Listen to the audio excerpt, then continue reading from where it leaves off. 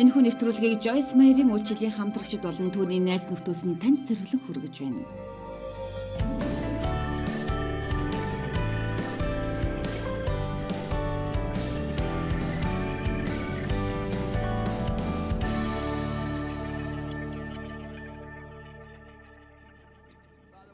Аава, таны үгэнд үнэхээр талархъя. Эзэн бидний асуудал бүрийг шийдэх хариулт нь таны үгэн дотор бүр нэг бүрчлэн байдаг нь үнэхээр гайхалтай юм. Хэрвээ бид таны заасан замаар амьдрал мэдээж стресст орохгүй. Тиймээс бидэнд та үгээ хэлж таны нэгүслэр хийж чадах өөрчлөлтийг ойлгоход амар тайван амьдрахад минь туслаач. Иесусийн нэрээр залбирлаа. Амен. Тэгэхээр стресс бол энэ зууны өвчин. Энэ бол өчнөн тэрбум долларын бизнес. Стрессээ удирдах, эмчлэх, зөвлөгөө авсны дагуу төлбөр нэмэгдэх, янз бүрийн эм уух, ном унших, эсвэл стрессээ хянах сургалт семинарт суух, өөр юу ч байж болно. Тэгэхээр та харилцан үйлчилж болох арга замыг харсан гэж би хэлэх гээд байна. Намайг магтан дууны багийнханд энэ тухай заана гэж хэлэхэд тэд бүгд дуртай бид үнэхээр энийг нэм гарагт сонсохыг хүсэж байна гэцгээж байсан. Миний хэлэх гээд байгаа зүйл маань бид цаг үргэлж стресс дарамтанд ор амьдрах нь Бурхны хүсэл биш гэдгийг бид бүгд ойлгож байгаа гэж би бодож байна. Бидний хэдэн тэр Бурхны хүсэл биш гэдгийг ойлгож байгаа бол харин энэ бол манай соёлын өвчин. Яагаад гэвэл бид нэгэн соёл дотор амьдраад байна. Гэхдээ тэр соёлыг зөвшөөрөх хэрэгтэй гэсэн үг биш шүү дээ. Одоо намайг юу хэлэх гээд байгааг ойлгож байна уу? Өөрөөр хэлбэл юм болгоны төлөө шалтгаан гаргаж дуусгах гэсэн үг. Энэ нь ердөө дэлхийн арга зам. Гэвч бидэнд тэр дэлхийн арга зам байж болохгүй. Амен. Үнэндээ бол энэ асуудал би тэнийг дахин хэлье. Яагаад гэвэл өнөөгийн дэлхийн арга зам бол жинхэнэ байж чаддаггүй.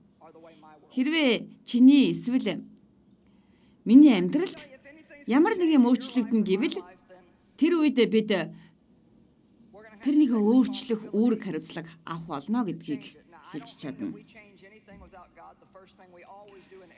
Тэгэхээр тухайн нөхцөл байдал бүрт бидний хамгийн түрүүнд хийдэг зүйл маань Бурхан руу очих. Гэвч бид Бурхан хийх болов? Тэр бидэнд энийг хийх боломж олгох болов гэдгийн хооронд эргэлдээд байдгаа гэж би бодож байна. Бид Бурхантай хамт оролцогчд гэдгийг та ойлго.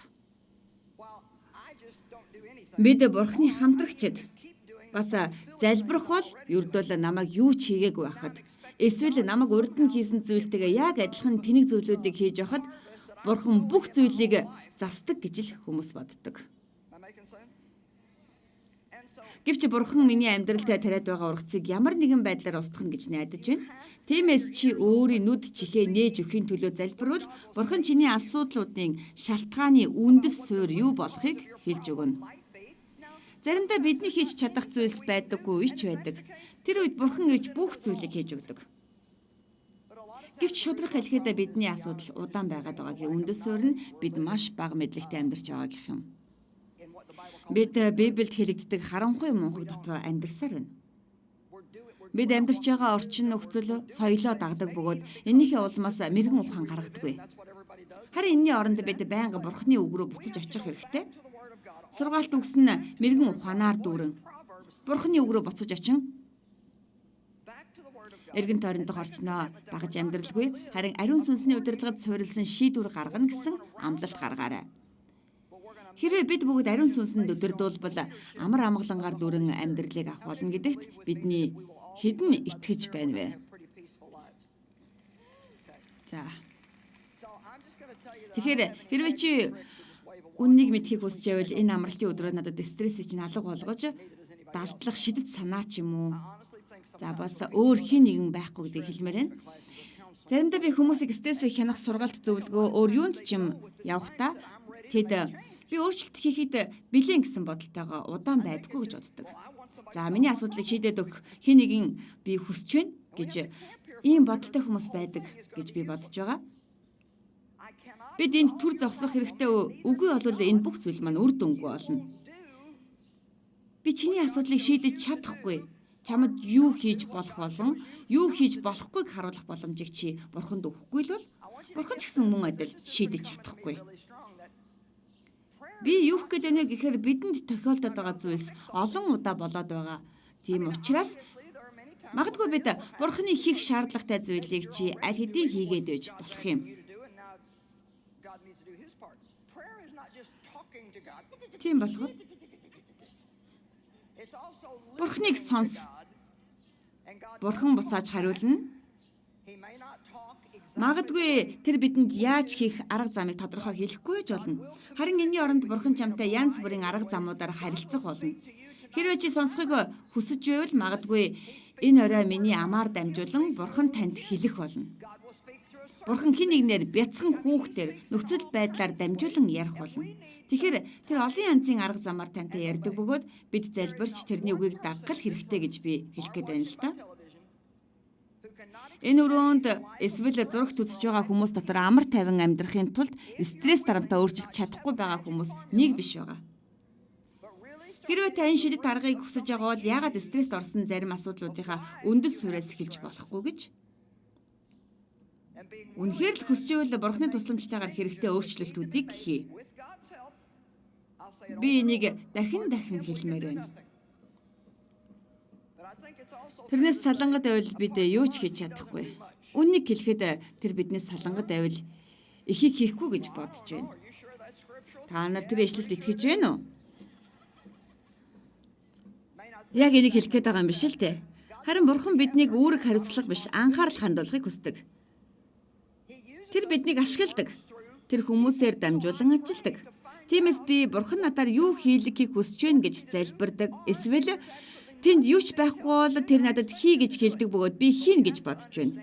Гэвч бид жинхэнэ залбирал бол юу ч өөрчлөгдөөгүй байхад бурхан хийн гэж найдаад суугаад байхыг хэлдэггүй юм.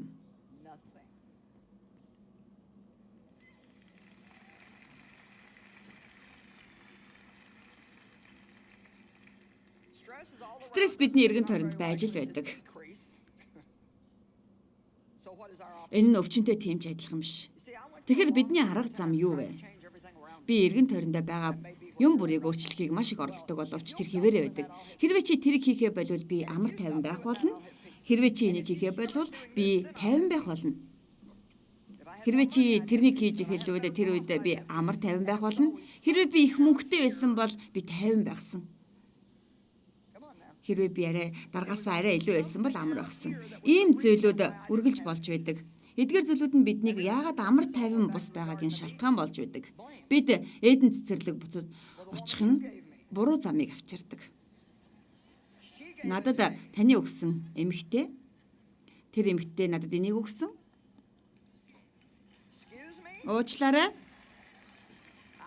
Хүмүүс тэнд эзэн байхыг хүссэн гэж би бодсон юм.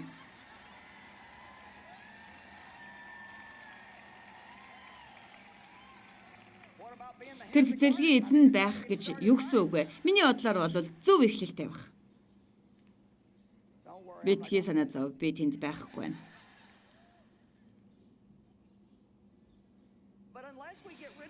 Юу гэж? Би амар тайван баймаар байна. Чи миний амар тайвныг хулгайлаад байна. Хэрвээ миний нөхцөл байдал өөрчлөгдвөл би амар тайван байхсан. Харин хэрвээ бид энэ бодлоос ангижирвал чиний нөхцөл байдлууд сайн болно. Юу гэж чиний нөхцөл байдал өөрчлөгдөж болох юм. Харин чи өөр зүйлийг олох болно.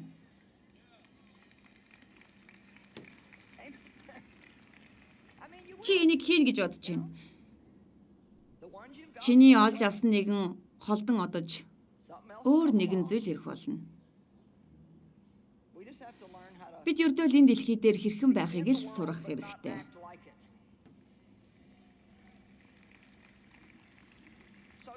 Тэгэхээр стресс бидний эргэн тойронд байнга байдаг. Энийг багасгах ямар нэгэн санаа бодол байна уу? Тэгэхээр миний олж илрүүлснээр бидэнд хоёр арга байна. Бид салж унтлаа стресстэйгээ үргэлжлүүлэн байх. Энэ санаа нь үнэхээр харамсалтай. Та нарын зарим нь ийм бодолтой байгаа гэж би мэдж байна. Эсвэл стресст орохгүй, энээс хамааралгүй байхад суралцах.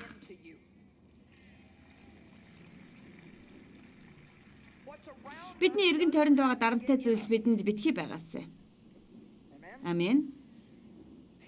Амар тайван нам гүм зүрх сэтгэлийг тодорхойлсон байдаг. Тийм ээ. Би нам гүм зүрх сэтгэл таартай Иесус дарамттай нөхцөл байдлаар хүрээлэгдсэн байсан ба найз нөхөд гэр бүлээсээ ч татгалзаж байсан. Та нарын зарим нь одоо ийм байдалд байгаа. Та өөрийгөө дарамтанд оруулдаг. Буруутан болох, ямар нэгэн буруу зүйл хийсэн гэж буруутгагдах, эсвэл хэн нэгний чиний зөв биш гэсэн хорон санаанд өртөх. Эдгээр буруутгалууд нь биднийг стресст оруулдаг. Бид зөв гэдгээ хүн бүрт батлахыг хүсдэг. Иесус хизээч бид нар шиг ингэж хийж байгаагүй олж мэдсэн хүн байна уу? Тэрний дагалдагч нарт олон зөвтгөл хэрэгтэй байсан. Иесус богинохон хугацаанд дагалдагч нартаа сайн мэдээний ажлын зөвлөгч нь байсан. Бидний эргэн тойронд байгаа хүмүүсийн ихэнх нь стрессээс ангижрахын тулд илүү дээр зүйлийг хийдэггүй. Тэр хэрэгтэй цаг тутамдаа хийх хэрэгтэй, үргэлж танд хэлэх хэрэггүй. Намайг хэлэхэд л та энийг хийдэг байж болохгүй. Асар олон хүн тэрнийг хаа сайгүй дагаж тэд бүгд гайхамшиг, эдгэрэл бүх зүйл дээрээ туслуулахыг хүсдэг. Юу гэж ямар нэгэн зүйл хүсэж миний дэргэд ирсэн хүн бүр гэж миний хэлж байгаачлан та нарын зарим ээжүүд ийм байдлыг мэдэрдэг. Нөхрүүд ямар нэгэн зүйл хүсдэг. Бүх хүүхдүүд ч бас өөр нэг зүйл хүсдэг. Дараа нь эцэг эх чинь чамайг дуудаж ямар нэгэн зүйл хүсгэд хадам ээж чинь бас өөр нэг зүйл хүснэ. Хүн бүр чамд байгаа зүйлийг чамаар хийлгүүлэхийг хүсдэг. Тэгэхэд харин чамд тэдний хүсэж байгаа зүйл үлдээгүй байдаг шүү дээ. Та нараас хичнээн хүн юм байдалтай байгаа. Гэхдээ ардаа Иесус хэдийгээр хүмүүсийн төлөө байсан ч тэрэнд хил хязгаар байсан. Маргааш орой бид энэ хил хязгаарын тухай илүү дэлгэрэнгүй ярилцах болно. Юу гэж?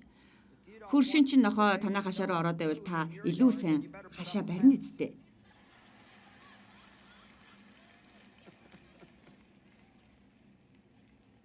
Амен. Тэгэхээр бид амьдралдаа энэ шиг хашаа барих хэрэгтэй. Тэгээд хэрвээ та энүүгээр явмаар байвал цаашаа гарч чадахгүй гэж хэлэх хэрэгтэй.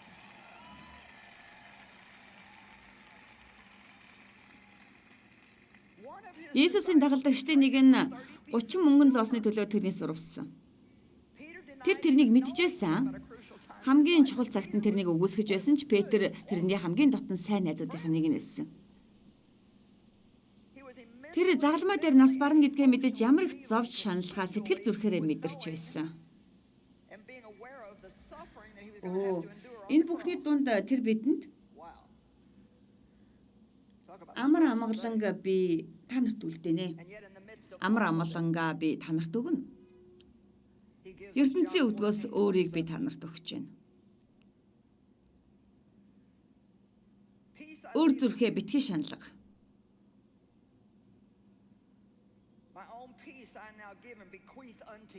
Битгий түгшицгээ. ертөнцийн өвдгөөс өөрийг би та нарт өгч байна.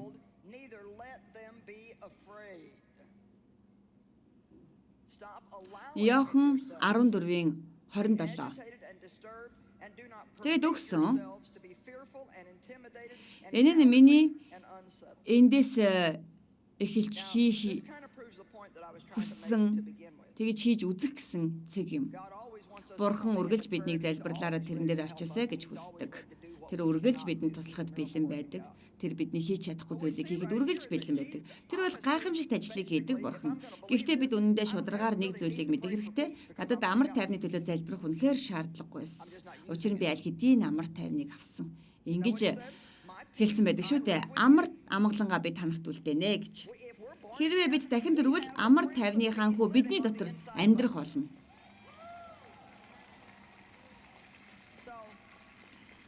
Тэгэхээр татгшаа гүн рүү норох харга. Та усны тухай бодоорой. Далай дээгүүр шуурлаа. Усны гадаргуу дээр давлгаа болон хөвөө, эмх замраагүй болохыг та харах болно. Харин усны гүнд нь нам гүн байдаг. Яагаад гэвэл амар тайван бол нам гүм зүрх сэтгэлийг илэрхийлдэг. Бидний эргэн тойронд янз бүрийн юм болж байдаг. Харин бид бурхантайгаа харилцаатай хിവэрэ байж тэрнээс үргэлжлүүлэн суралцаж, тэрнээс хамааралтай байх юм бол би тэрний амар тайвныг авсаар байх болно. Энэ нь нөхцөл байдлыг хайрлах хэрэгтэй гэсэн үг биш л дээ. Хэдийгээр ийм утга агуулга байгаагүй ч гэсэн таныг шархлуулахгүй. Харин бид онцгой амар тайвныг авна гэсэн үг юм. ертөнцийн амар тайван бол тухайн нөхцөл байдлаа дасан зохицож ажиллахыг санал болгодог. Харин Иесус бидэнд ийм үед энээс ч хол давуу зүйлсийг өгсөн байдаг. Харин бидэнд жинхэнэ амар тайвныг тэр өгсөн байдаг юм. Миний мэдэж байгаа хамгийн шилдэг арга бол амар тайван нь ямар ч муу мэдрэмжийг бий болохгүй. Энэ бол шалтгаангүй амар тайван юм.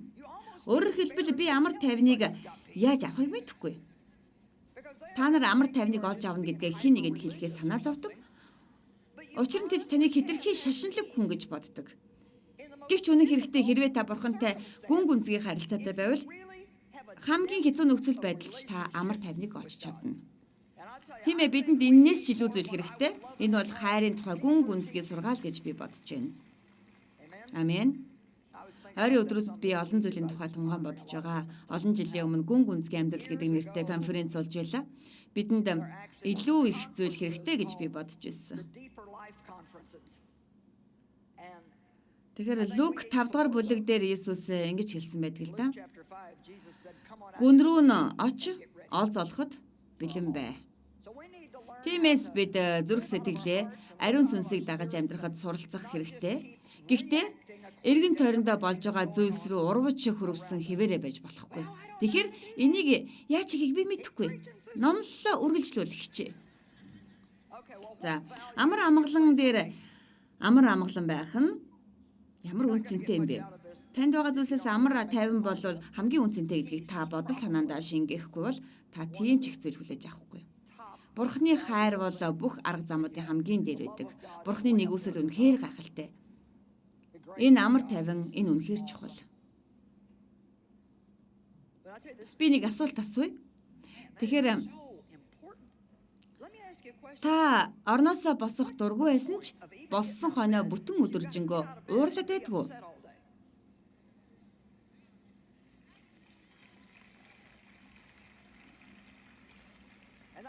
Учир нь зарим хүмүүс тэднийг орондоо байхад нь саад болоход маш их сэтгэлээр ундаг. Тэдэнд өөр өдөр ирэхийг тэд хүсдэггүй. Учир нь тэд орондоо л байгаад байдаг. Гэхдээ энэ бол хариулт биш. Тэгэхээр хариулт нь амьдралаас нөөгдөж чаддгүй гэж би бодож байна. Энэ нь амьдралаас зүгтэх боломжгүй гэсэн үг юм. Иесус асуудлыг яаж шийдсэн тэр арга замаар бид шийдэж сурна гэсэн үг юм. Би та бүхэндээ өөр тохиолдсон стресс дарамтын тухай яриа гэж бодож байна. Эхлээд олон жилийн турш аав минь намайг бэлгийн дарамтанд оруулж ирсэн. Анхны гэрэлсэн залуу маань түүнээс өөр хинч намайг тоохгүй гэж би бодож ирсэн. Тэр хүний санаах хулгайлж зурдаг зураач бас жижигхэн лөөвөр хийдэг хүн байсан. Бидний амьдрал тэрний хулгаан хэрэгээр шоронд орсноор дууссан юм. Энэ бол миний 18 наснаас эхлээд 5 жилийн турш хар дарсан зүүч шиг л байсан. 20-23 нас хүрлээ би. Эмх замбраагүй болж алдаа гаргасан. Юугаач хичнээн хүн гаднаа сайн сайхан харагдаж байгаа. Гайхалтай нь хүмүн тэд алдаа гаргасаар байна. Амен. Би тэд надад эв нэгдэлгүй гэдэг үгийг бий болгож өгсөн гэж би боддог. Би өөртөө намайг өөрчилсөн бурхны үгээр эрс шийдэж өөрчлөгдсөн. Би танд энийг л хэлье. Энийг зөвхөн унших биш, харин хүлээж ав, хайрл, бас дагаж амьдр. Хэрвээ та бурхны юу хий гэснийг дуулууртайгаар дагвал бурхны үг таны амьдралд ажиллаа хийх болно. Бас би чадахгүй гэж битгий хэлээрэй. Учир нь хэрвээ та хийн гэж шийдвэр гаргавал бурхан танд энийг хийх чадварыг өгнө гэж хэлсэн байдаг.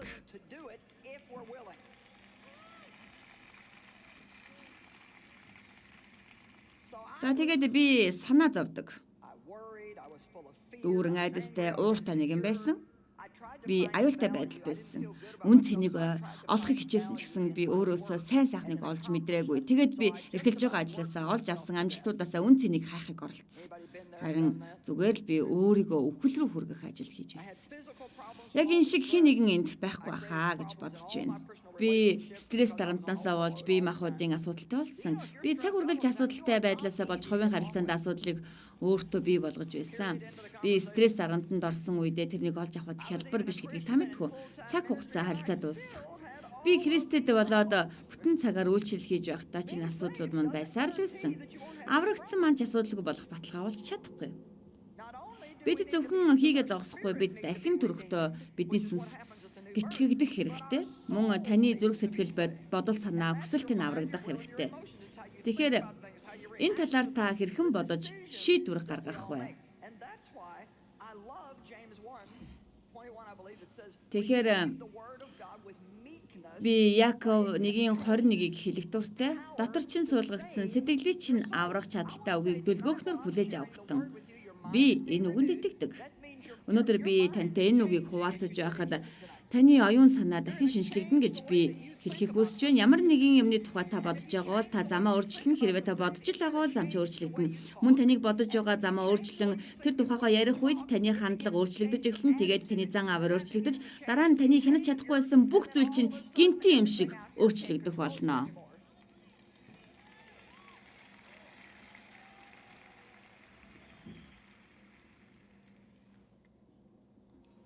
Олон жил зовж тарчилсны эцэст би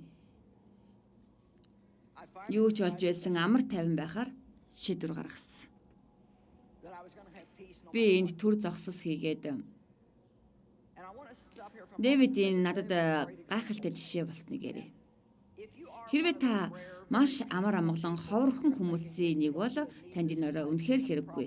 Яагад гэвэл танд ямар ч стресс дарамтын асуудал байхгүй. Хэдийгээр та стресстэй асуудалгүй байсан ч гэсэн бусад хүмүүс туслах хэрэгтэй. Жишээ нь та ингэж хэлж болно шүү дээ. Танд ямар асуудал байна вэ? Та яагаад энд уурлана вэ?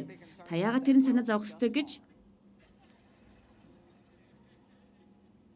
За та хараарай. Дэв намайг амар тайван байж чадхад минь гайхалтай жишээ болж байсан. Би амар тайван гэж юу болохыг мэддэггүй тийм л газраас ирсэн. Та нарын хичнээн нь уур уцаартай, хүчирхийлэлтэй, жигшмээр, төгшүүртэй тийм гэр бүл төсөөд амар тайван гэж юу болохыг ч үнэхээр мэдэхгүй таринсан болоо. Би ч бас энэ юу болохыг мэддэггүй байсан. Би амар тайвныг анх удаа авахдаа би уйдсан байдалтай байсан. Ямар тэнэг хэрэгэж би уйдсан. Хэрвээ би ууртай биш байсан бол надад санаа зовох зүйл байхгүй. Өөрөө юу хийхээ ч мэдэхгүй байсан бол би тоглож байгаа юм биш шүү. Учир нь би өөрийгөө би ямар тэнэг юм бэ гэж хажуулдаж сууж байснаа санаж байна. Тэгэхээр хэрвээ та үнэхээр энэ зурвсын дагуу байсан бол та бяцхан соёлын шоконд орох байсан баг.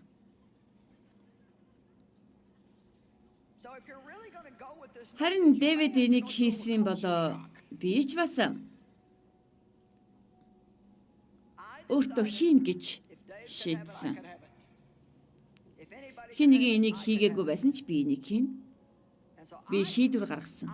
Хэрвээ энэ орой би юу ч хийхгүй байсан бол тэрний оронд таныг шийдвэр гаргах цэг дээр авчрах болно. Ямар ч тач би таныг энийг хийх шийдвэр гаргаасаа гэж хүсэж байна. Наашир би таны дотор яг л чулуу шиг шийдэхийг хүсэж байна. Ямар ч байсан та амар тайвныг авах болно. Та заавал авах болно.